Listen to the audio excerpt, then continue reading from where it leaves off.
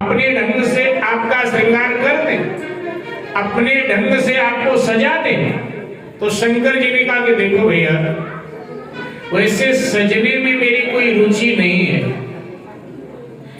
लेकिन फिर भी तुम सबकी इच्छा है तो सजा। तो गणों ने कहा कि ठीक है बाबा, हम अपने ढंग से आपको सजा देते।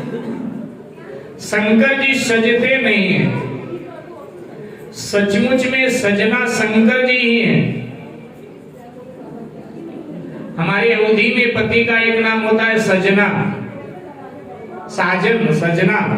सजना का अभिप्राय हुआ सजोना।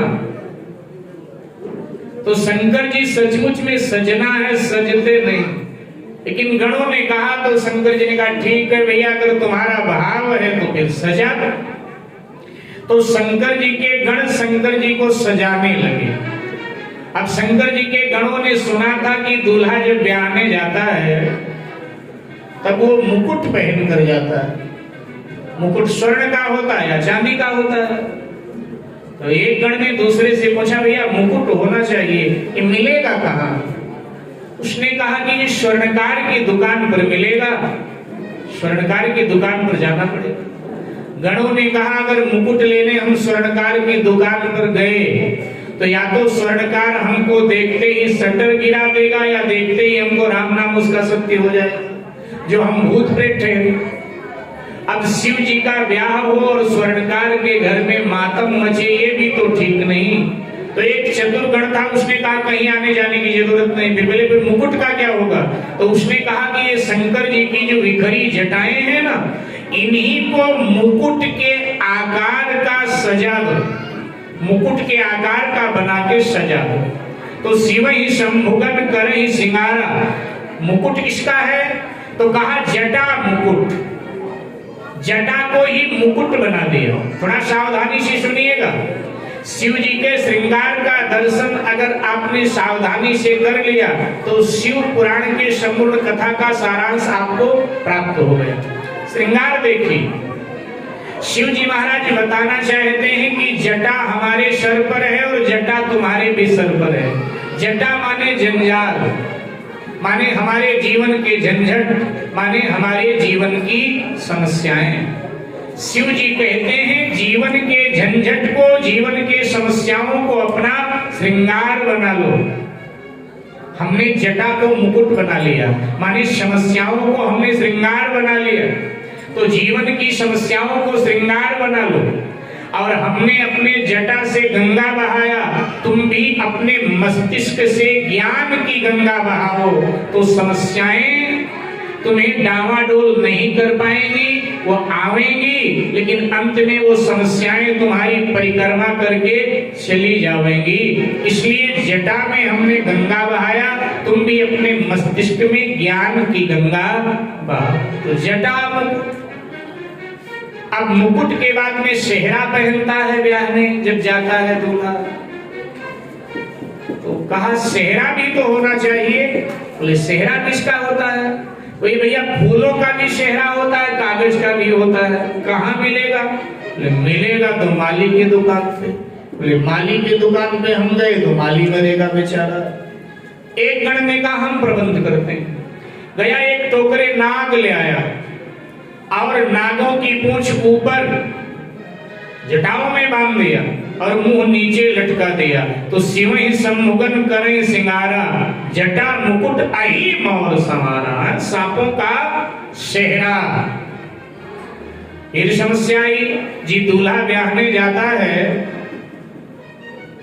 संपूर्ण दर्शन कीजिए। जटा का मुकुट और सर्पों का सेहरा, मस्तक पर चंद्र है। शिव जी कहते हैं ब्याहने जाओ लेकिन तुम्हारे धर्म का तेज तुम्हारे मस्तिष्क पर होना चाहिए। देश में रहो विदेश में रहो, तुम्हारे धर्म का तेज तुम्हारे मस्तिष्क पर होना ही चाहिए। दूसरा अभिप्राय, चंद्र शीतलता का प्रतीक है। भगवान शंकर बताना चाहते हैं ब्याह करो, हमने भी ब्याह किया था, लेकिन ब्याहने जाओ उससे पहले अपने मन को, अपने मस्तिष्क को शीतल बना लो, अपने वाणी को शीतल बना लो। क्योंकि अभी तुम अविवाहित थे, कुंवारे थे, थोड़ा ऊंची आवाज में माता पिता के सामने घर में बोल जाते थे तो माता पिता को बुरा नहीं लगता था। माता पिता पड़ोसी से यही कहते थे। पड़ोसी ने पूछा क्या बात है, आपके घर से ऊंची ऊंची आवाज आ रही थी, तो हंस के कहते हैं आपको पता है ना हमारा बेटा है ना बड़ा गुस्से वाला है, हंस के। लेकिन अब तुम्हारा विवाह हो गया, पत्नी आ गई, अगर अब तुम ऊंची आवाज में माता पिता से बोलोगे तो फिर यही कहना प्रारंभ हो जाता है घर में, आ गई ना सिखाने वाली, देखो ना सिखा दिया ना गुरु, आ गई, बिगाड़ दिया। उसने क्या बिगाड़ दिया, बिगड़ा तो पहले से था। लेकिन दोष तुम्हारे पत्नी पर जाएगा, इसलिए कृपया ऐसी वाणी बोलिए मन का आपा खोए, आवरण को शीतल करो आपो शीतल हो। इसलिए मस्तक पर चल रहे समस्या ही माला होनी चाहिए। एक गण दौड़ा दौड़ा गया, एक मोटा सा नाग ले आया और शंकर जी के गले में नाग की माला पहना दिया। किसी भक्त ने शंकर जी से पूछा दुनिया ब्याहने जाए तो सोने की माला पहन कर जाती, अपने पास ना हो तो रिश्तेदारों से मांग लेती है कि भैया दे दो, ब्याह हो जाएगा तो वापस कर देंगे। तो दुनिया ब्याहने जाए तो सोने की माला पहने और आप ब्याहने गए तो नागों की माला पहन कर गए, क्यों? शंकर जी ने कहा जो सोने की माला पहन कर चलते हैं ना, उन्हें मैं बताना चाहता हूँ कि सोने की माला पहनकर चल तो रहे हो लेकिन सावधान रहना, ये सोने की माला कब काला नाग बनकर तुम्हें डस जाए कुछ पता नहीं। ये काला नाग बनकर तुम्हें डस सकती है। इसलिए स्वर्ण की माला पहनने वालों के लिए मेरा संदेश है, जिन्हें हम हार समझे थे गला अपना सजाने को, जिन्हें हम हार समझे थे गला अपना सजाने को, वो काले नाग बन बैठे हमें ही काट खाने को। तो कब वो स्वर्ण की माला काला नाग बनकर तुम्हें डस ले, थोड़ा सावधान रहना। ये बताने के लिए हमने गले में काले नाग की माला पहनी। दूसरा कारण शिव जी कहते हैं ब्याहने वालों को हम बताना चाहते हैं, काग तुम्हारे गले में माला की तरह पड़ा है, जब ब्याहने जाओ तो भी मौत को याद रखो, इसलिए गले में नाग की माला। अब गणों ने ये सुना था कि जब दूल्हा ब्याहने जाए तो उसके शरीर पर कुछ मला जाता है। अब ये नहीं पता था काला मला जाता है कि पीला मला जाता है। अब संसारी ब्याहने जाए तो 2-4 दिन पहले हल्दी तेल मला जाता है, उबटन बोलते हैं, अलग अलग भाषा में अलग अलग नाम है। हल्दी तेल मला जाता है क्योंकि आयुर्वेद में कहा गया हल्दी तेल का निरंतर शरीर पर मालिश किया जाए तो शरीर का सौंदर्य निखर आता है, सौंदर्य वर्धक पदार्थ है हल्दी। इसलिए दूल्हे के शरीर पर 2-4 दिन पहले हल्दी तेल मला जाता है। लेकिन बेचारों को पता ही नहीं था कि मला क्या जाता है, बस ये पता था कुछ मला जाता है, काला पीला का नहीं पता था। एक गण ने कहा कि कुछ मला जाता है, बोले क्या हो सकता है? उसने कहा हमको मालूम है क्या हो सकता है। वो दौड़ा दौड़ा गया, शमशान पर एक चिता जल रही थी, गरम गरम राख ले आया और पूरे शरीर पर शमशान की राख मल दिया, पूरे शरीर पर। किसी ने शिव जी से पूछा दुनिया ब्याहने जाए तो शरीर पर सुगंधित पदार्थ लगाती, 5 किलोमीटर तक खुशबू जाए ऐसे ऐसे पदार्थ शरीर पर लगा लेते, और आप ब्याहने के लिए जब गए तब आप शमशान की राख लगा कर गए, क्यों? शिव जी ने कहा ब्याहने वालों को बताना चाहता हूं कि विवाह के समय एक तो शमशान को याद रखो, एक भगवान को याद रखो। जब ब्याहने जाओ तो ये याद रखो कि जिस शरीर को हम सजा धजा कर ब्याहने जा रहे हैं, इस शरीर का अंतिम परिणाम चिता की मुट्ठी भर राख ही होना है। चाहे राजा है, चाहे रंक, चाहे अमीर है, चाहे गरीब, परिणाम एक जैसा है, चिता की मुट्ठी भर राख। शमशान को भी याद रखो ब्याहने के समय। लेकिन कहाँ हमें शमशान याद रहता है? कभी कहता है प्यास लगती है तब पनघट की याद आती है, प्यास लगती है तब पनघट की याद आती है, और जब उम्र ढलती है तब मरघट की याद आती है, जब उम्र ढलती है तब मरघट की याद आती है। लेकिन शिव जी कहते हैं कि ब्याहने के समय भी मरघट को याद रखो कि एक दिन जाना वहां भी हमको पड़ेगा। इसलिए शमशान की विभूति भोलेनाथ के शरीर में। कंठ नीला है, वो और शोभा बढ़ा रहा। नीला कंठ क्यों है? क्योंकि देव समाज ने विष पिला दिया और शिव जी ने पी लिया। शिव जी कहते हैं जब भी कोई अच्छा कार्य करोगे, शुभ कार्य करोगे, समाज सेवा, राष्ट्र सेवा, धर्म सेवा, भक्ति भजन, तो तत्कालीन समाज विष ही देगा, क्योंकि मुझे विष ही दिया समाज ने। समाज के पास अमृत नहीं है, विष है, विष ही पिलाएगा। सबको विष देता है समाज। शिव जी को उस समय के समाज ने विष पिलाया, मीरा जी को विष मिला, सुकरात को विष मिला, महर्षि दयानंद सरस्वती महाराज को विष मिला। हाँ, प्रकार भिन्न भिन्न था, लेकिन था वो विष ही। आप श्रेष्ठ कार्य कर रहे हैं, हम आपकी आलोचना कर रहे हैं, आप सुनेंगे तो आपको विष जैसा लगेगा, लेकिन शिव जी कहते हैं ये विष आपको पीना पड़ेगा।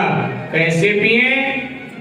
बोले जीभ पे मत रखना, अन्यथा तुम्हारी कोई आलोचना करेगा, तुम भी उसकी आलोचना करो। तो निगलने बोले नहीं, दिल से मत लगाना, नहीं तुम्हारा दिल जलेगा जब जब वो बातें याद आएंगी।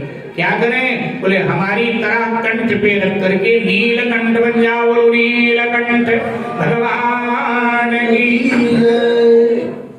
अब संसारी ब्याह में जाए साहब तो हाथ में कृपाण लेकर जाता है, और शिव जी जब ब्याहने गए तो हाथ में त्रिशूल लेकर गए। त्रिशूल में आपने देखा होगा इस तरह से 3 फंके ऊपर उठे होते हैं, एक काम है, एक क्रोध है, एक लोभ है।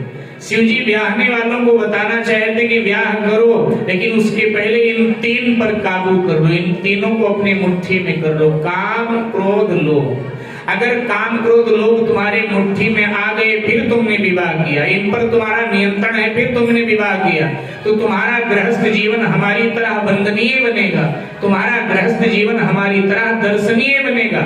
लेकिन अगर तुम काम, क्रोध, लोभ के मुट्ठी में हो, फिर तो तुम्हारा गृहस्थ जीवन श्रेष्ठ गृहस्थ जीवन नहीं बन पाएगा। इसलिए हाथ में शिव जी के त्रिशूल। दुनिया ब्याहने जाए तो घोड़ा घोड़ी पर बैठ कर जाती है, कहीं घोड़े पर जाती है, कहीं घोड़ी पर जाती है। घोड़ा घोड़ी अध्यात्म में वासना के प्रतीक माने गए, लेकिन शिव जी जब ब्याहने गए तो बैल पर बैठ कर गए, और बैल को हमारे यहाँ धर्म का स्वरूप माना गया है। बैल पर सज धज करके शिव जी महाराज तैयार हो गए, ऐसा श्रृंगार शिव जी का। इधर मेरे भाई बहन देवताओं की बारात कैलाश पर उतरी, और जब शिव जी का ये बेढंगा श्रृंगार देखा तो देवताओं ने ब्रह्मा जी से कहा, इस दूल्हे को आगे करके चलोगे ना तो महाराज हिमांचल बारात को वापस कर देगा, ब्याह नहीं होगा और जलपान भी हम लोगों को नहीं नसीब होगा। ब्रह्मा जी ने कहा फिर क्या करें? बोले इसको बोलो ना ये पीछे पीछे आए, हम लोग पहले चलेंगे आगे आगे, हमारा वहां स्वागत सम्मान हो जाएगा, फिर बाद में पहुंचेगा, इसका जो होगा ये जाने। ब्रह्मा जी ने कहा हम कहें और कह दे हम जानते नहीं, फिर क्या होगा? इसलिए कहने की जरूरत क्या है?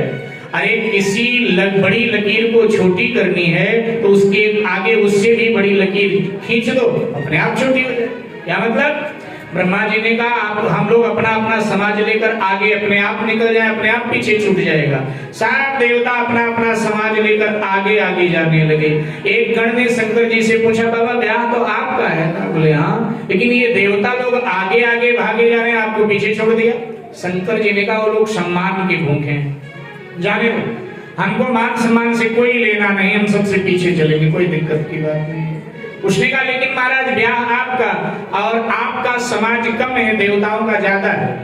शंकर जी ने कहा अपना समाज बढ़ाना चाहते हो? गणों ने कहा हाँ। तो शंकर जी ने कहा शमशान की राख लेकर के आकर्षण मंत्र पढ़कर 10 दिशाओं में उड़ा दो और बोल दो कि जितने भी दुनिया में भूत प्रेत हैं कैलाश पर आ जाएं, भोले बाबा का ब्याह है। जितने अपशकुन हैं वो भी आ जाएं, क्योंकि हमने अपशकुनों को वचन दिया था कि मैं अपने ब्याह भी बुलाऊं। साहब शमशान का राख लेकर के गणों ने आकर्षण मंत्र पढ़कर 10 दिशाओं में उड़ा दिया कि जितने विश्व के भूत प्रेत हैं कैलाश पर पधारे, भोले बाबा का ब्याह है। और फिर तो क्या था, पूरे विश्व के भूत प्रेत सब कैलाश पर उपस्थित हो गए, भीड़ ही भीड़, पूरे विश्व के भूत प्रेत कैलाश पर आ गए। मेरे भाई बहन, अब पहचान कैसे हो भाई कौन कहाँ का है? तो जो जहां का है वैसी उसकी वेशभूषा है, वैसी भाषा उसकी है। अब इंग्लैंड अमेरिका आदि के जो भूत प्रेत थे सब अंग्रेजी में बातचीत कर रहे थे। अब अरब आदि देशों से जो आए थे अरबी भाषा बोले, चीन वाले चाइनीज भाषा बोले, जिस प्रदेश के थे उस प्रदेश की, राजस्थान के भूत प्रेत राजस्थानी बोले, पंजाब के भूत प्रेत पंजाबी बोले, बिहार के भूत प्रेत बिहारी बोले। अब दुनिया में हर जगह शमशान है, तो जहां जहां शमशान सब जगह के भूत प्रेत पधारे हैं। कैसे हैं? मानुषकार ने बड़ा सुंदर वर्णन किया कि को मुखहीन, किसी के शरीर में मुख ही नहीं है और कईयों के शरीर में तमाम मुख है, विपुल मुख। कईयों के शरीर में आंख ही नहीं, कईयों के शरीर में आंख ही आंख। कईयों के शरीर में हाथ ही नहीं, कईयों के शरीर में हाथ ही हाथ। कईयों के शरीर में पांव ही नहीं, कईयों के शरीर में पांव ही पांव। कोई गधे जैसा मुख, किसी का घोड़े जैसा मुख, किसी का खच्चर जैसा मुख, कोई पतले दुबले धागे की तरह, कोई मोटे तगड़े हाथी की तरह। आइए गोस्वामी जी के शब्दों में सुन लेते हैं। को मुखहीन विपुल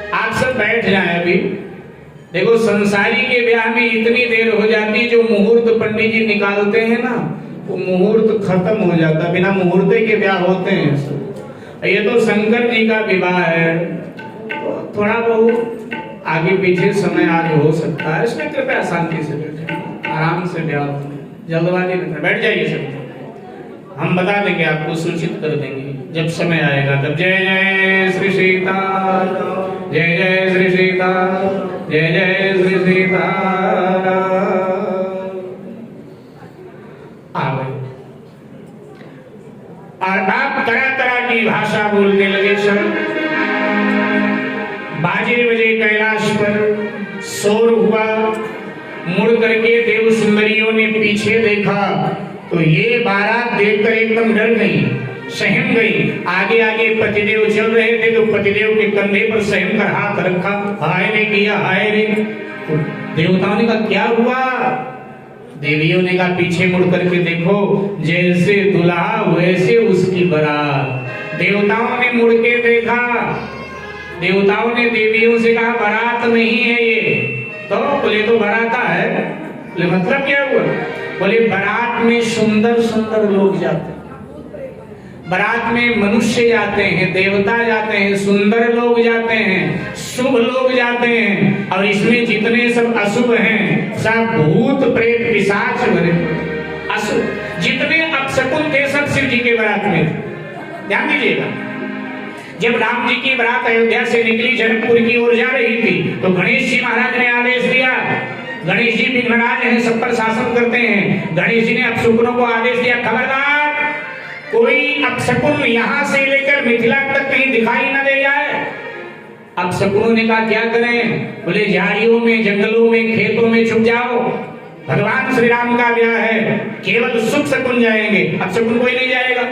तो आप शकुन गणेश जी से रोने लगे, बोले महाराज दुनिया वाले भी हमें अपने ब्याह में नहीं ले जाते, ब्याह का दर्शन नहीं कराते हैं, हमें पता नहीं ब्याह कैसे होता है। अरे ये तो राम जी हैं, इनका क्या मंगल होगा, इनके ब्याह में चलने दो। गणेश जी खबरदार चुप, जो कह रहा हूं उसको मानो, ये मंगल घोर मंगलहारी है, फिर भी कोई अपशकुन नहीं होगा रास्ते।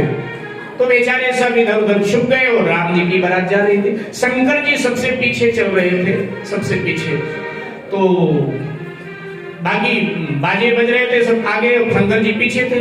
तो शंकर जी को रोने की आवाज सुनाई पड़ी। शंकर जी ने कहा भगवान के ब्याह में किसी दुख है, कौन रो रहा है, सारे सृष्टि में लोग आनंद में डूबे, रोने वाले कौन।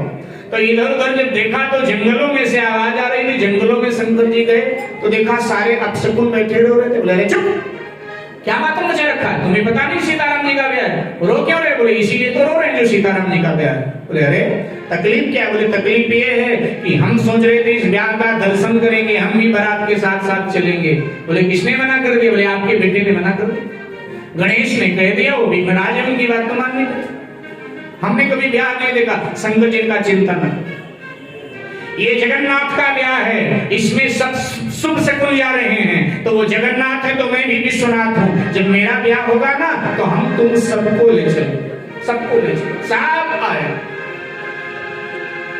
तो देवताओं ने कहा ये बारात नहीं, बाराता है तो जैसे दुल्हा तस बनी बाराता, जैसे दुल्हा तस बनी बाराता, जैसे दुल्हा तस बनी बाराता, जैसे दुल्हा तस बनी बाराता, तुम की बेटे होगी मुझे याद आओ, तुम की बेटे